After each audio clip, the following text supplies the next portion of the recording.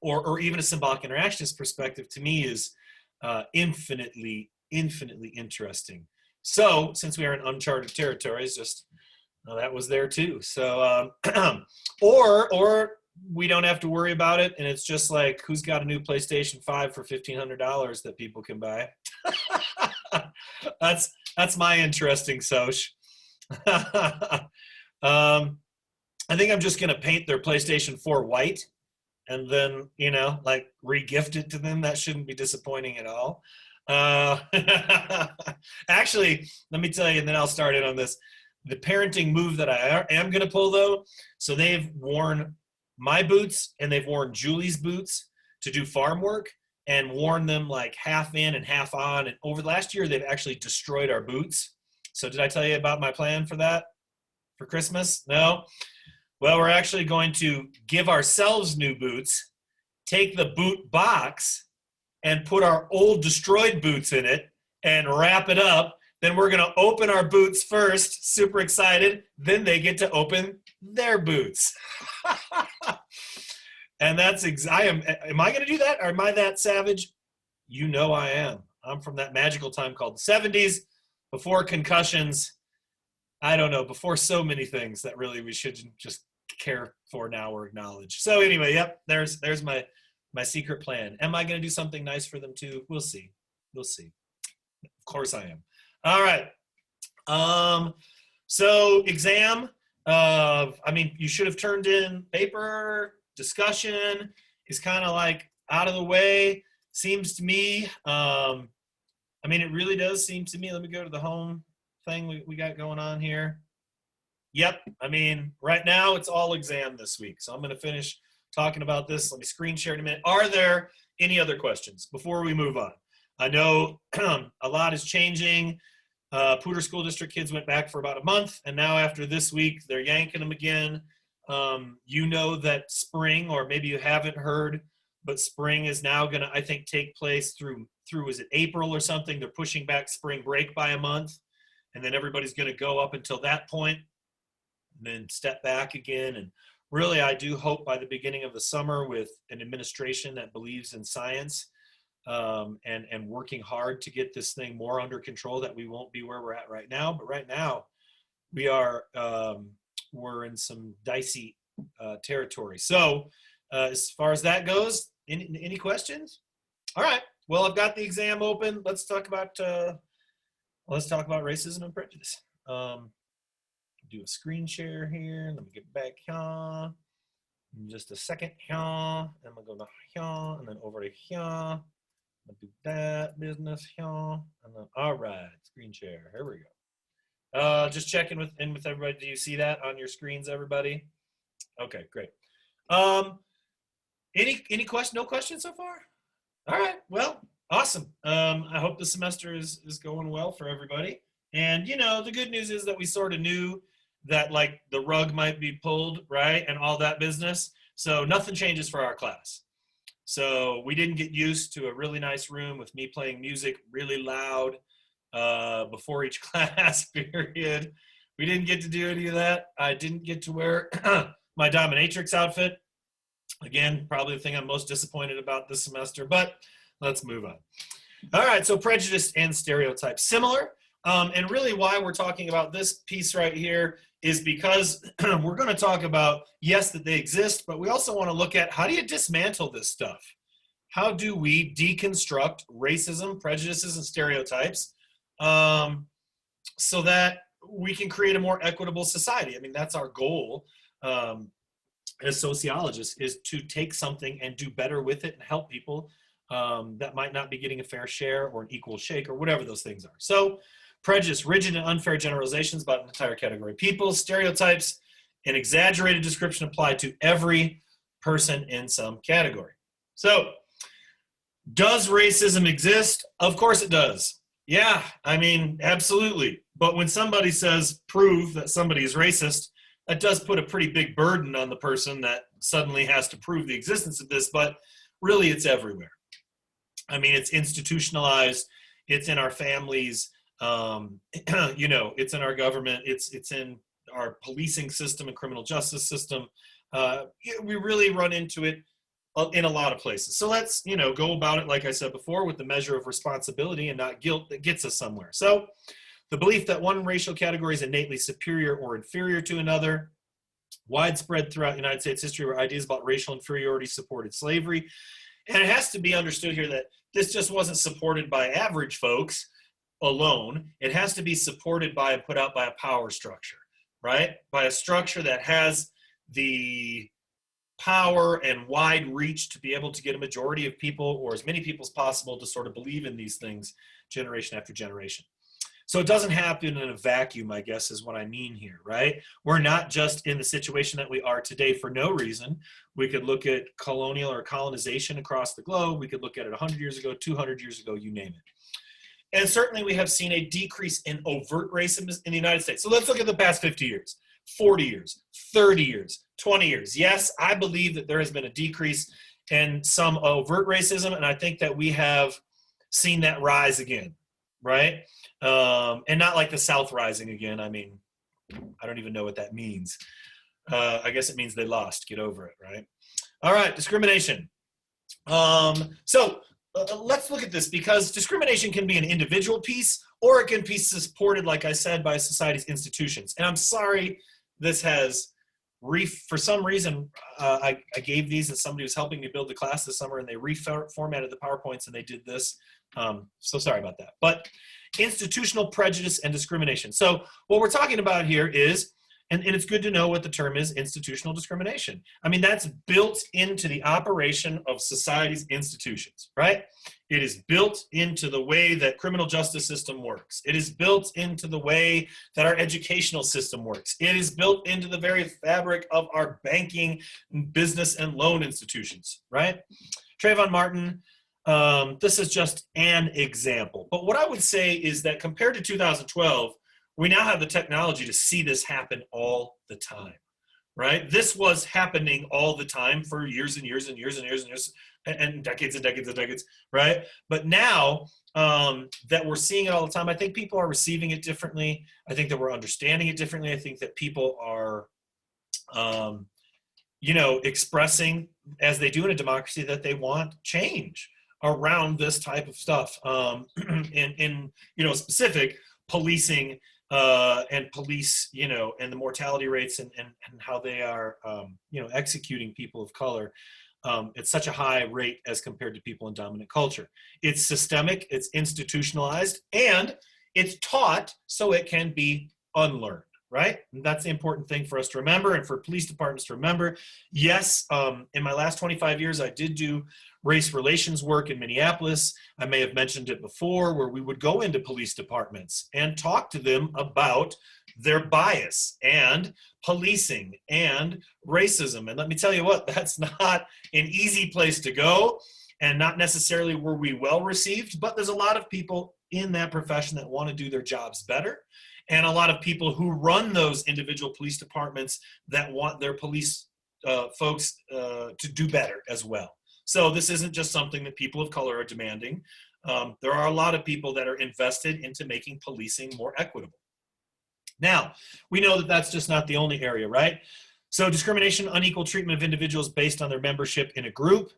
It can be targeted and intentional or unintentional. It certainly denies equal opportunities and blocks access to valued resources. I mean, just, job applications. I think you're twice as likely to get called back if you do not have an ethnic or black sounding name, right? Did I talk about the John Lennon piece where the reporter showed up and he was in a bag? I don't think I did. So John Lennon said, okay, you come interview me. And all the interviewers, all the reporters were outside the room, and they had to get in and they wanted to talk to him. And he's one of the most famous people in the world at this time. And they opened the doors, and he's sitting in a bag, a giant bag across the room, and you can't see him. And the reporters are like, what are you doing? And he's like, well, this is bagism. And, he's talking about, like, he's approaching this from an artistic concept, but he's like, I want you to talk to me without seeing me. I think that people should do job interviews in the same way, right? You can't see them. You don't know about this. You don't, the less you know, the more equal you might treat me. And so although he was talking about music and things like that, we know that this discrimination is built in. So how can we go about it in ways that make things more equitable for folks who are certainly receiving quite a bit of bias. So overt and intentional unequal treatment, often based on prejudicial beliefs. And these carry over from generation to generation. Now we have to remember that prejudice and racism and discrimination is like, it's a science piece, okay? It's inertia, right? So whatever this is rolling forward, you know, for decades and decades and decades, has to, 100 years plus, 200 years, has to be met with equal or greater force to stop it. And I don't mean force like force, right? I mean, it has to, whether that's education, yeah, force in quotation marks, whether that's education, whether that's trying to find a way to equalize the workplace, whether that's the gender piece. Look, all of these pieces are moving forward, and so is that. And so you folks, we folks, people who are sociologists, people who are working for more equality, people who don't have a degree, aren't going to college, that are representing all of you by marching in the streets, if some of you have not, right? Important work to be done to dismantle a system that is based on our institutionalized racism and discrimination. I think this particular statue was torn down, thank goodness. I'm not really sure what the purpose, and that's not a liberal thing to say, that's just like, when do we celebrate abject failure and purposeful discrimination? I don't know, I'm not really sure, you know, what the point of it would be. So we do when it happens with people in dominant culture, we do when it's romanticized, like the Civil War is, when we've tried to, or folks have tried to reconstruct what the Civil War was about, not about states' rights. It's about slavery and wanting free labor and to continue those practices. Be assured that that is the case. So you need to know about this not only for the exam, but it's important to understand that discrimination of this type is enshrined in law, public policy, or common practice. So it can be in the ways that we have and continue to write laws which discriminate currently against people, whatever that might be and whoever that might be, right? So it's not just an attitude or common practice, which it can be, right? It's embedded in the routine operation of major social institutions. If anybody can tell me why we are, as a culture, letting the person in the White House go about doing what they're doing, tweeting and eroding democracy and damaging our national security, if we have any other question about it other than it's white privilege. It is a massive example of privilege. There have been Republican GOP senators that have said, well, let's just humor him and play this out. Who would we do that for in the world if it wasn't a person of dominant culture, if it wasn't somebody that's experiencing a great deal of privilege? I mean, that's just not happening in as far as our tolerance institutionalized for people of color who would do the same thing. It's not happening. This is one of the biggest examples of white privilege that I've possibly ever run across in my entire life, which is jeopardizing the entire nation's security and freedom. I don't know why. Privilege is a big piece, right? It's embedded in the routine operation of these social institutions. It's present in our bureaucracies, in our government, in our day-to-day institutions, you name it. So initially it's institutionalized in our Constitution, to be sure. Lending, subprime lending, the war on drugs, you name it. We have all sorts of examples of institutionalized discrimination, some of which, in regards to cannabis, we're taking a look at again and saying, wow, if we're locking up people at such a disproportionate share for nonviolent, I think 69 to 74% of people in our total institution, which is our sociological word for prison, are there for nonviolent drug offenses. And many of them for first-time nonviolent drug offenses. Now we're looking at rescinding those and what we have to do, because we understand that the war on drugs primarily has been sort of a racist institutionalized discrimination piece that's been driving it ever since the beginning. All right, prejudice and discrimination begin as ethnocentric attitudes. And see, this is this vicious, they call it a vicious cycle or a vicious circle, but it does repeat itself, right? We have these attitudes.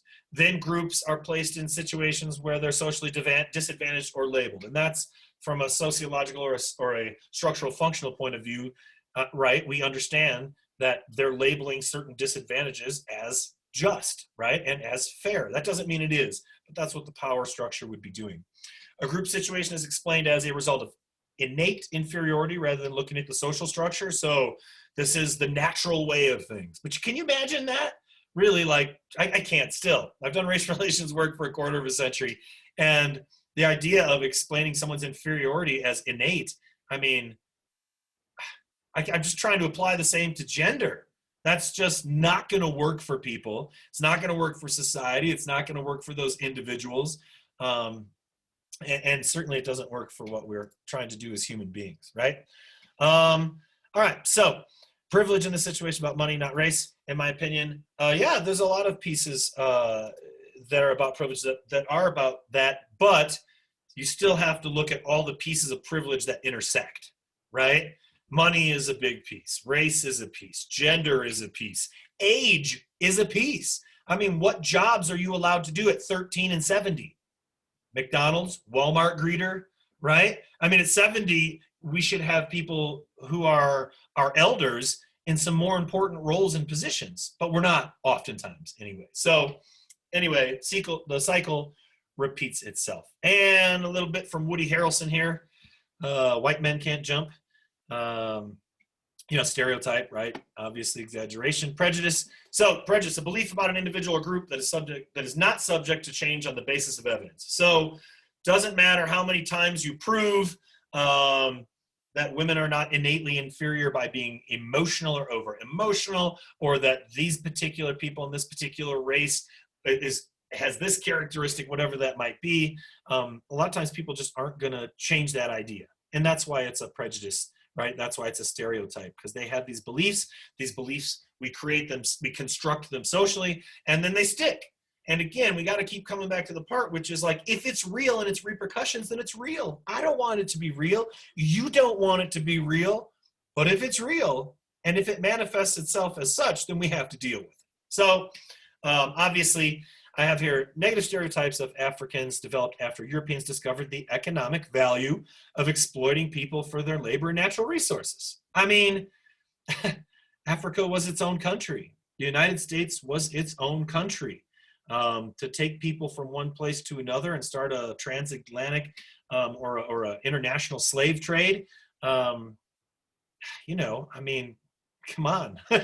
Again, I have trouble grasping these concepts sometimes, and how we could still be functioning with these same prejudices and stereotypes 100 years later, 200 years later, but here we are. And that speaks why reverse racism, and I talked about that before, just isn't a thing, because those people don't have the power. If they don't have the power to shake off these types of things, they're not going to have the power to rewrite the rules, right? If you can't shake off stereotypes and negative attitudes and falsehoods over hundreds of years, then how are you going to suddenly have enough power to reverse that? You're not, or flip that.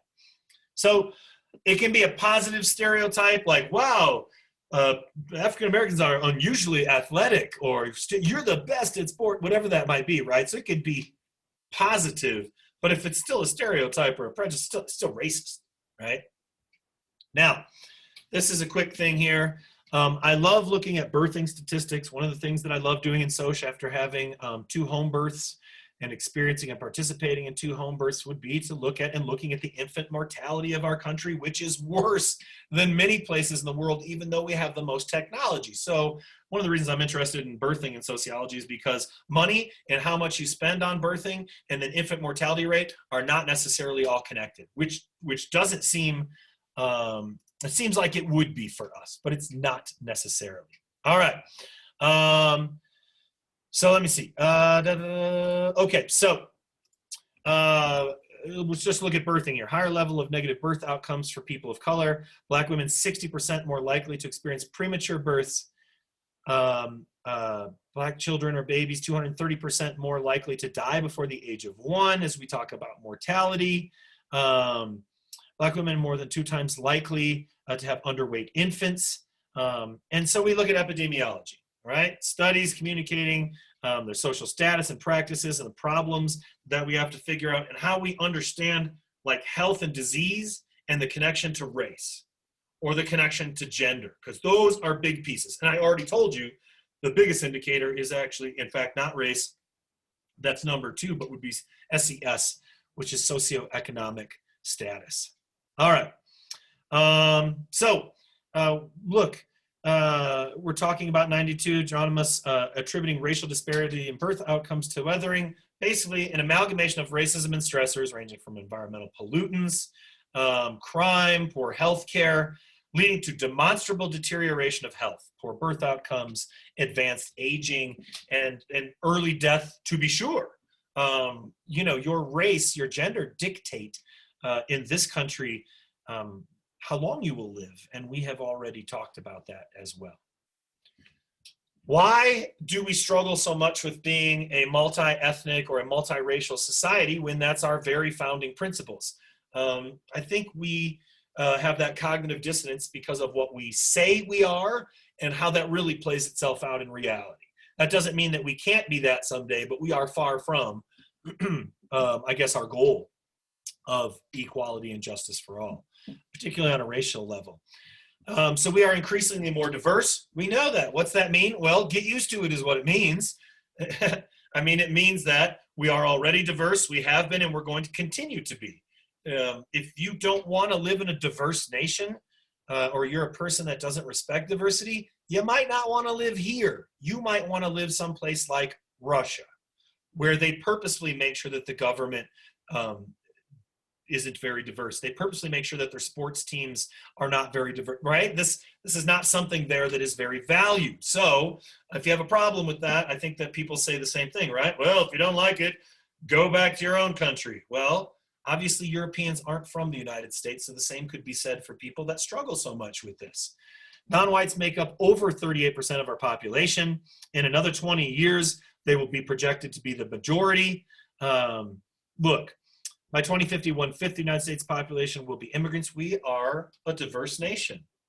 And I would say that it's not radical or liberal to say that after 200 plus years, you need to get with it, right? We need to address systemic discrimination, prejudice, and racism, make actual laws that impact that, and level the playing field. I mean, I don't think anybody would argue with that, or not many people. All right, so do you have unearned privileges that make your life easier?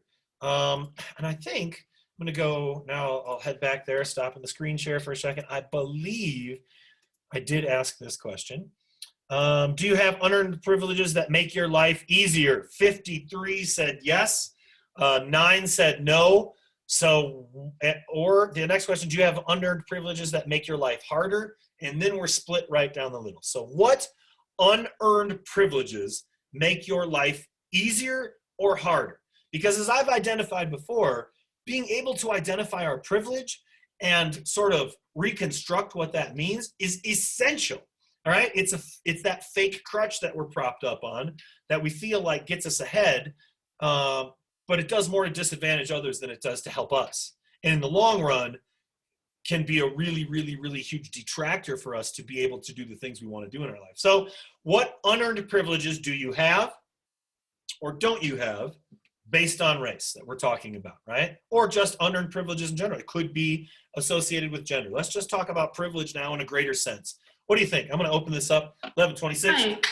Okay, go for it. I'm evidently white. Obviously, I come from a bunch of white people, and I'm a part of the middle class. Both my parents have jobs and have been working my entire life. I come from a socioeconomic status that has put me ahead in ways that I didn't earn. All right, so you're born into a dominant class, two-parent household of at least medium income, right? And then again, all these things, if we can, I mean, I might be like, my parents struggled. They didn't have anything in the bank. They were 2 teachers, 1st grade teacher and 5th grade teacher. And they, I mean, you know, it was debt city or just barely right above. But if we compare that like we did in the socioeconomic status to the rest of the world, whoa, privilege, right? So that doesn't mean that all of us are like moving on up. They're just like super rich. What it means is that compared to the rest of the world, probably most of us have a great deal of privilege. But now when we like reel it back into the confines of what does that look like, unearned, unequal, unjust, or whatever that might be in this society, then it's good. So as a white person, I have unearned privilege. And it's interesting that we say white, isn't it? This is so bizarre. I mean, I am like a pale, freckled, peachish color at best. My legs are kind of mighty white. My chest is kind of, I don't know, reflective. I don't know. You know, we know what we mean. We mean people of European descent. I'm not trying to not trying to grind anybody this morning, but unearned privilege, but as an asexual woman, I have prejudice against me. Okay, absolutely, right? In a culture where we want to predict the sex or the gender of a child before they're born. And you have to understand that, again, when I was born in 1973, by the way, just going to give myself a little bit of love for being born in the 70s, we didn't do ultrasounds. There was no ultrasounds. Like, it was military technology, and only in an extreme case was it ever used. You just had to wait, oh my, right, to find out. And even then, on day one, are we sure, right? So, yeah, if we're going to talk about where you're at gender-wise or sex-wise, and we'll get into that in the next chapter, not being of the dominant gender, or fulfilling societal dominant gender, or even disadvantaged gender expectations, for sure. All right, what else? Asexual, just by the way, asexual is a sexual identity, not a gender identity. It just means you're not sexually attracted to people. Yeah, and we're going to talk about that access, right? Is we've always come to look at, and I'm just not there yet, but we always come to look at gender as binary, but not the case, right? Obviously, and we'll get into that in the next chapter. But good point, and a good correction to be sure. All right, so who else? What do you think? What earned? So I definitely kind of echo what other people have been saying and what Lily's been saying in the chat. Definitely money and being born in a first world country. Like, I think about that a lot. Like, what are the chances that I was born to like a family that had enough money to support me in my childhood, and so I could have a relatively comfortable and good life, compared to maybe someone who was born into poverty in a third world country, who will likely never have as much comfort as I do, because it's really hard for those people to get out of that situation. Like, most of them aren't able to, no matter how hard they work. So I just, like, I'm very thankful for, like, I definitely have privilege there. Like, I don't think I necessarily earned it, like, I was just lucky to be born in a first world country, and into like a middle class family where I have enough money to live relatively comfortably. Good. And identifying privilege, again, nothing to do with guilt here whatsoever. But we have to be able to identify that, right? Like, if you're going to dismantle racism based on unearned privilege or things like that, we've got to understand, like, how it impacts our own lives. I mean, instead of just looking at others, right? I mean, it just seems obvious to me. Yeah. And obvious to me that as a white person, as a person of European descent who identifies with the gender male, really all of this stuff, like I said before, that keeps me like seeming freaky to other people. I mean, no bueno. I shave my head or get a nice little haircut, shave this beard off, put on a suit and tie, and it is access to me. There is no doubt that in this job, as looking to kind of start teaching college and things like that, I had a gender preference. If you look across the board at who's teaching in higher ed, institutions and things like that. Although, interesting to say that I've certainly had more people who identify with gender female as heads of my department over the last 13 years, like 8-1 or something like that. But that's just because I work in the social department, which is like, you're not in that department unless you're all about equality. So yeah, like, I just don't see that there's never going to be a hang up in a sociology department about those pieces whatsoever, where I think there would be in other departments for sure. All right. So what else? What do you think? Unearned privileges that you have, or unearned disadvantages? I think that being born in Colorado was a huge advantage for me, because my family definitely falls on the lower end of the middle class, which is still, we have enough money to get by, but there were nights, sometimes I didn't have like food, but I was able to get a job because of where I lived, and I have good education, and that's how I got into college. But if I was born, even with the amount of money that my family has, if I was born somewhere else with less education like available, then I wouldn't be in college. I don't think that I would have gotten this far, honestly. Yeah, that you bring a great point up, and it's just Colorado. and that is a fantastic thing. And I would say, yeah, there are some places, if we look at geographically in the United States, some places that you could be born, that would carry with it a tremendous disadvantage for all sorts of reasons. Access to education. is a really big one that you identified. Good. All right. Who else? Unearned advantages or disadvantages that was no work of your own, just ascribed. Hi. Obviously, being a woman is a little dicey sometimes. Because like I think about how all my friends have pepper spray on their keys or like carry a knife. That's weird. We shouldn't have to do that. But the second part that I thought was kind of more interesting was that like I identify as queer and not necessarily as part of like bisexual or lesbian or pan. And I think that's kind of interesting because like I think in the society we kind of discriminate towards people we can't put in a box and people who can't check the box. And well, I didn't do that on purpose. That kind of just happened. Yeah. What was the first thing that you said there? Because that About what? your first part of that.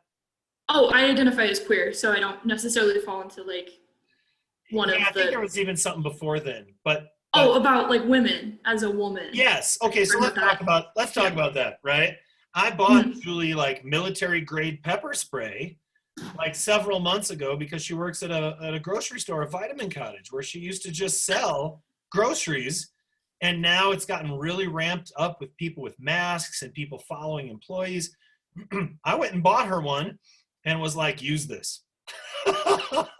Just use it. But it was interesting because about 3 weeks, 2 weeks, so I go back to, I'm going to fly back to Illinois. And Julie's like, would you like this?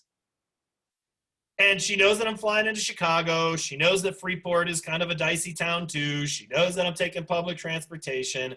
We are not overprivileged people. And I come from a town that is very split. So I'm not like, oh, I'm flying to Chicago. It's diverse. I better carry pepper spray. I was just like, nah. Like, I didn't even consider it for a second. That is massive amounts of privilege. Massive amounts of privilege. I might carry a straight razor, and I do. Now, that's old school right there for you. You want to surprise somebody right there? Don't pull out pepper spray. Pull out a straight razor.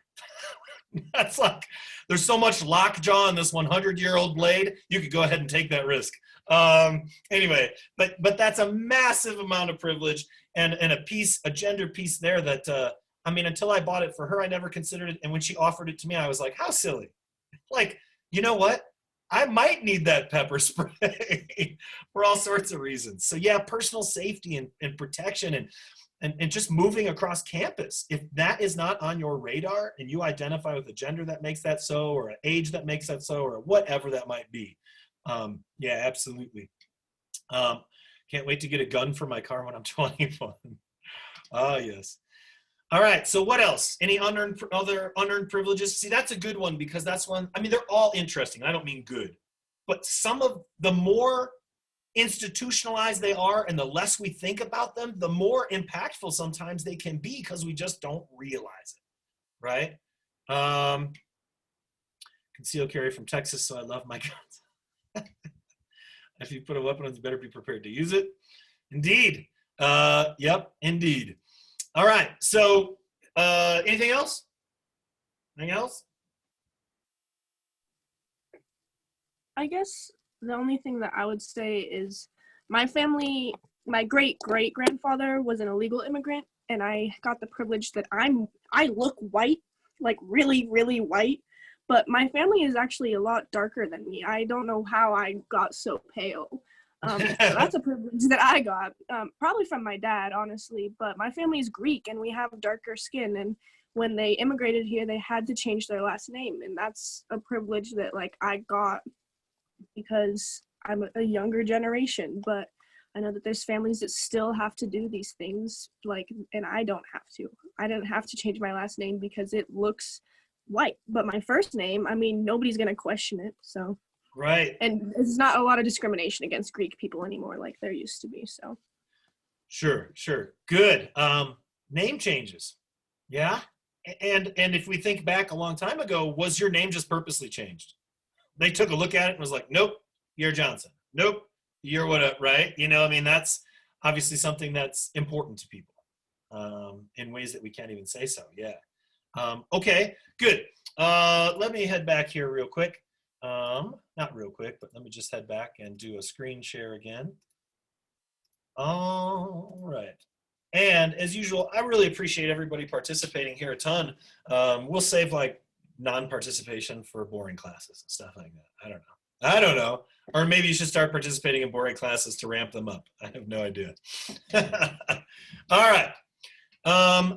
We're just going to talk in general terms here. There's a lot here that I have copied and pasted, a lot here that I have added from my notes for years and years and years. We're just going to look at these things in real basic terms. Look, there is no one approach to dismantling racism.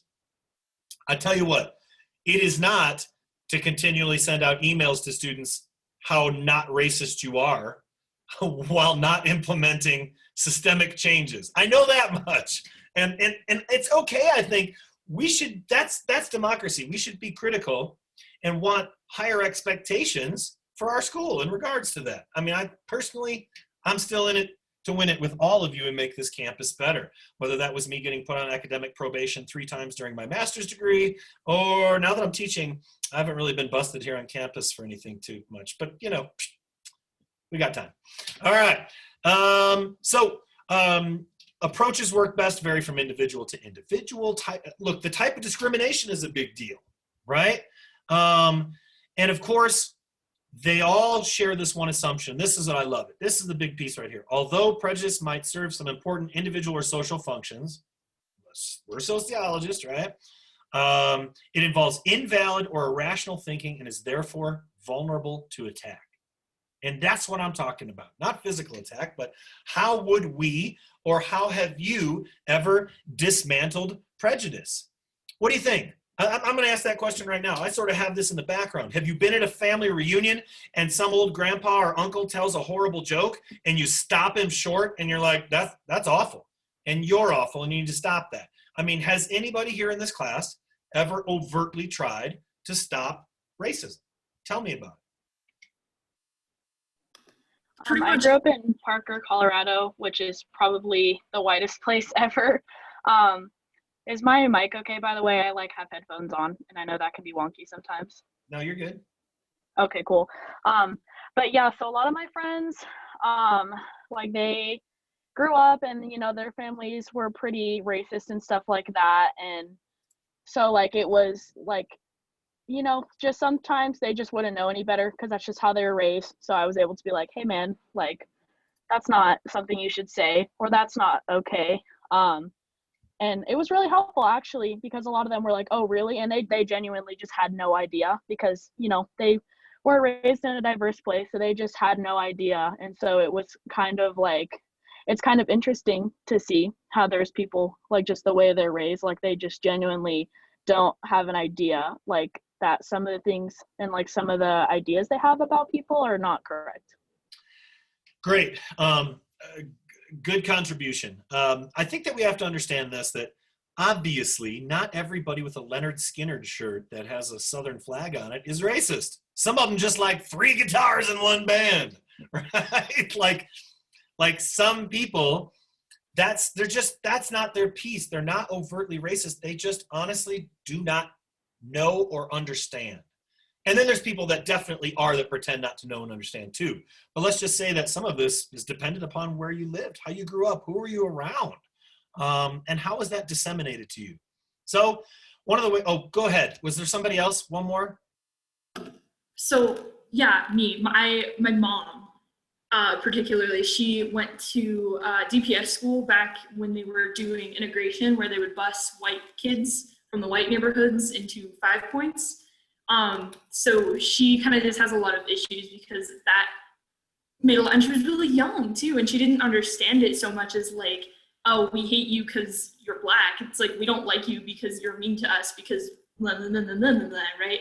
Having all these new kids in a new place that kind of don't belong there. Sure. And that kind of just carried on as she grew up. And we talk about it sometimes, and she grew out of it, obviously. But sometimes I'll catch her saying something or sneering, and I'll be like, hey, don't, please. And she'll be like, well, blah, blah, blah, blah, blah. And I'll be like, I understand that, Mama, but I understand you were kind of bussed across the city every day for a long time, but that doesn't give you an excuse to discriminate, even if it wasn't your choice to be bused across the city. Right. Good. And I think that maybe we underestimate the amount of value that we have, or the amount of like impact that we can make as individuals. But just because we're not marching for like a national movement in Washington or Denver doesn't mean that you can't make a tremendous impact in dismantling racism and prejudice in your own life, in the lives of the people, your family members, and the friends and the people that you interact with. All right. So persuasive communication is one way, right? Any communication that's specifically intended to influence the attitude, beliefs, or behavior. A speech, a movie, a book. Obviously, this course is designed to impart information, so it's not an example of this, while it's still an example of this, right? I mean, I am lecturing sometimes as neutral as I can, but there's definitely, I'm trying to get information across to you in a particular way, right? And whether that's, here's how we should try and dismantle racism together. Here's how we need to look at gender equality in a way that serves everybody and not just dominant genders, whatever that might be. Certainly, persuasive communications are part of it. But see, here's the deal. It's got to be heard and paid attention to. It's not got to be ignored. The message must be correctly understood. Receiving the communication must be a positive experience. Messages must be retained and internalized. I mean, what? Like, that's going to be a hard set of like things to check off if I got to check all of those off. So be aware that like giving a great speech or talking to a friend in a persuasive way, this works for some people when the conditions are right. Not going to work for everybody. So who's the source of the communication? What's the content of the message? What's the process that it's being talked about in? What are the characteristics of the audience receiving the messages? If I'm going to give a speech to people I know are involved in white nationalism about why they should be less racist, right? You're going to have to be a Jedi to do that. And that's really what I think sociology does. Observations. People, expose themselves with messages that are consistent with what they believe. What is the place that everybody's leaving Facebook for? Parler, right? Because I would hate to be, it's like kind of a right wing, says that it's free speech, but it's drawing a ton of people, that voted for the president over to it because Facebook is, too restrictive or something. I guess you can't say you kill somebody on Facebook. I don't know. But that's that idea that like people are going to stay in their enclaves. Like they're going to stay and they want to be around people and things that they already believe, right? So people pay better attention to messages that they already support. We pay attention to and remember things that reinforce what we already believe. See, like you have to know how human beings work on a social level to understand how we could reverse some of these things. Personality of the person receiving the message is really important. Okay, so what do I mean by this? When I talk to people about climate change, I don't talk to them about saving the Lorax and hugging trees. I don't talk to them about social justice. I don't talk to them about environmental inequality. Like I don't. What I do is I say, this is really interesting. Every model that we run that shows us investing in something saves us billions of dollars. So here's this model here. If we are really fiscally conservative and we invest in the levees, man, we just saved $3 billion. If we invest in a Green New Deal before everything gets wiped out or we aren't ready to prepare for these things, whoa, we just saved $20 billion, right? I make it an economic issue because you have to know that people who are just gonna shut it off, that climate change even exists to begin with, they can be appealed to in different ways. So we have to find the ways that would be successful in appealing to people and dismantling these kind of ideas, right? So, people don't want to think of themselves as prejudiced. We hear that all the time. Source is highly important, credibility of the source. Is there legitimate expertise, right? Do people seem to know what they're talking about? And then I'll let you look back at these because this is already listed online, but boom, right here. Education, education, education, education, education, education. Oh. All right, that's what I'm talking about all the time. This is how we can help folks get to a point and where we don't believe the nonsensical things that have been fed to us for a long time. One of the only ways we're going to do this is education, intergroup education, right? Education is not an attempt to change people's attitudes. It's objective, right? Its idea is to bring about learning and impart information. It does often have latent effect of changing people's minds. Obviously, it is to teach rather than to persuade, but by educating people about these topics and replacing stereotypes and prejudices, it's really, really effective. And so it's most effective when it minimizes the stress associated with admitting previous error. People don't want to admit that they are wrong, right? That keeps us from doing a lot as human beings. So it can't, like the Jane Elliott thing, that ain't gonna work for everybody, right? Just beating people down with that's Jane's approach. And I think that Jane's approach is very good, but again, it's a bit different. So you can't make people feel defensive if you're going to really get through to them with intergroup education. And it's best to make folks that are prejudiced feel like they're participating in learning new ideas. Like they're the ones that are having the light go on in their head. And that's okay. I mean, on one hand, I'm 47 and I'm sick of hand-holding racists and explaining simple things. On the other hand, I know you got to handhold. You got to love people, and you have to make them feel important about their ideas and revelations that they might have. That, oh, other people might be more equal. Oh, right? Whatever that might be. Teachers make a huge difference. Minority group members are certainly underrepresented in education. At the college level, fewer than 6% of teachers are African American, less than 4% Hispanic. So these are numbers that, even though they're not big numbers, they are, if you're only 6% of faculty members, but at least 13% are people of color, then we know that you're underrepresented as well. Staffings and things like this, curriculums, how we make curriculums that are non-biased, things like that. Intergroup contact. This is great. So intergroup education is one way, but intergroup contact, right? Studies show that heterosexuals that have contacted members of the homosexual community are less prejudiced than people who have not had contact. The same goes for race. Having people that benefit from contact in employment, education, recreational, and other settings. I guarantee you got two people that don't like each other because of race, and you have to dig a ditch that's 8 feet deep and 20 feet wide. You're only going to sit in there and argue for so long before you just got to get it done and rely on each other. And I'm not a huge fan in ways, and in other ways I am, of the military, but the military has an excellent policy towards race. You either get it and get in there and work with people, or your ass is out. That's it. You either learn to work with diverse people or you're done. So that's obviously another approach, but that is mixed with intergroup contact. Equal status. People involved on both sides with similar status and power is good. And non-competitive and non-threatening, right? Fear and defensiveness makes things worse, but if we can have I went to school in Freeport, Illinois, it's about 65-35 between brown folks and peachish colored folks. Dominant culture and non-dominant culture, but that's a lot for some people. 35 and 65, my town was very diverse. I'm not winding up with one person of color in every class in first grade and second grade and third grade. There's like 10 people, all right? So, or more. And so being around people of color, being around people who seem different, but you get time around them is massively important in as far as this, because then people discover on their own, oh, that stereotype wasn't right. Oh, that wasn't right. Wow, in a gender piece just the other day, I saw somebody that said Biden might appoint somebody to the Pentagon who's a woman. Like, if that's never been done before, do it.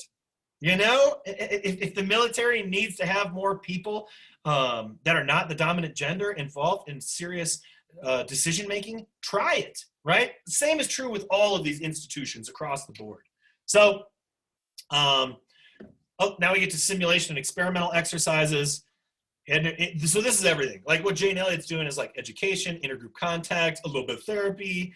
And again, that works, and sometimes it doesn't, right? You know, depending. And again, quite a bit of things that have to happen all simultaneously for that to work good. So, all right.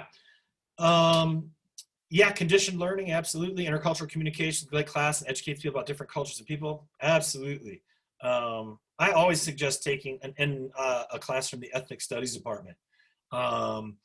Take classes with diverse instructors on purpose, not just in ethnic studies department, in sociology, in math. And I mean, you have that choice, you know, like honestly, this is the time right here in college when I'm hoping that you are all being exposed to more diversity than you ever have in your whole life, all in one place, and on so many ways and in so many different levels. That's one of the reasons I never want to leave college. So don't plan on it anytime soon. You might though, so good for you, and you should move that process along. Depending whether you're on the 4-year plan, does that even exist anymore, or is it like now a 5-year, 7-year is like more common? Look, just take your time. I'm just gonna say that. Why rush out of college? I mean, get good grades, pace yourself, go for it. But you know, you don't need to spit yourself out into the working world too soon. All right. Any questions as I'm wrapping this up? This is the chapter here. Wednesday, maybe I would take some questions. Maybe we'll do a little Q&A on Wednesday about the exam, things like that, questions that you might have from the chapters or concepts that you don't understand. I'll quit talking for 1 second, have one last sip of coffee. My job today is to teach my 80-year-old father how to use his smartphone without being able to actually look at the screen while I'm trying to teach him. This has been a disaster the last 24 hours, and I'm pretty sure I'm just going to tell his sister who lives in his town to head over to his house and just teach him how to answer the phone and text. Just those 2 things. That's my challenge today. Don't know what challenges you have ahead of you today, but trying not to teach my dad something, you've already got to start on me. All right. What do you think? Anybody got any other questions or anything else? I wanted to ask when that makeup day for the test, if we missed a test, I wanted to ask what day. I think that's on December 7th. I'd have to go. Okay. One of the first announcements that I made in class was all the test dates, saying that they're not going to change, and they haven't, although this last one I opened up, or we're going to open it up a day early this week. I believe that's December 7th. It'll be open too for like a day or a day and a half. People can go in if they missed one exam and take that test. Okay, thank you. Yeah, absolutely. I just had a quick question about the final and just like really generally what that's going to look like. Yeah, so that next test will cover, I believe, chapters 10 on gender and chapter 17 on the environment. I'm going to pull a lot of that lecture on the environment heavy from, and it's already posted, I guess, ahead of time, but heavy from my environmental sociology class, because I do just that for all semester. And I don't know, I like this book. This is the book I like the most out of all the Social 100 books that I've looked at, and I like the publisher and the people that I work with. That being said, they all need a good kick in the ass when it comes to improving their chapter on the environment. It's kind of an afterthought for most Soc books. So I am really going to pad that heavily with material from my Soc 220, and then there's no comprehensive final. We've already looked at studies about retention and comprehensive finals and going back and revisiting that information. That doesn't help our retention. It doesn't help our learning. So if it doesn't help our learning and our retention, Downing isn't interested in it. So that's what it's going to be like. Not a cumulative final, and only over 2 chapters like this. So we came out of the gate, did a couple exams that were 3 chapters. This is 2. The next one is 2 as well, which I think is a little more focused by a whole chapter. Food Matters papers be graded after break. Just got them, recently, and these are individuals who are getting their doctorates and their master's degrees and struggling with the same type of things that all of you are. And so I think that they're going to put a lot of time into that over break, but I wouldn't expect anything until after for sure. Any other questions? All right. I think you are amazing human beings. Please be good people. Have a nice day yourself and do good things and take care of each other out there. And I'll see you on Wednesday, everybody. Peace. Take care. Bye. Thank you. Yep. Ciao, ciao, ciao.